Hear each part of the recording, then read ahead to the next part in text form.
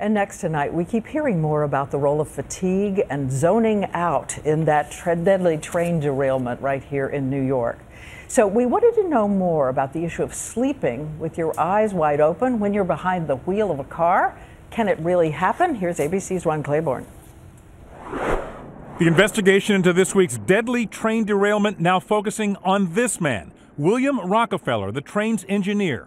Sources telling ABC News Rockefeller admitted to dozing off right before the crash at 82 miles an hour. It was a shock to him. You know, he was stunned. He caught himself, but he caught himself too late. But his lawyer says Rockefeller felt well rested earlier that morning and that he had succumbed not to sleep, but to something called highway hypnosis, a kind of trance-like state usually associated with the boredom of long-distance driving. People that often tell you that they have been hypnotized by the highway are in fact very, very sleepy.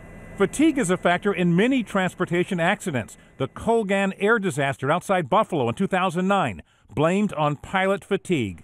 And on the roads, experts estimate as many as 250,000 drivers nod off every day. Look at this woman caught on tape, seemingly fast asleep.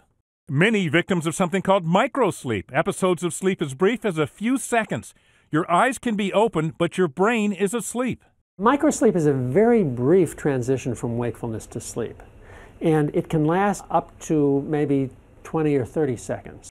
Tuesday night, I found out firsthand when investigating the effect of sleep deprivation on driving. Staying awake for 30 hours and then getting wired up and behind the wheel on a test track. I thought I'd done okay, but my brain scan showed that I had dozed off 22 times without realizing it. Those jagged lines signaling sleep. You had dozens of times where your eyes began rolling around in their sockets.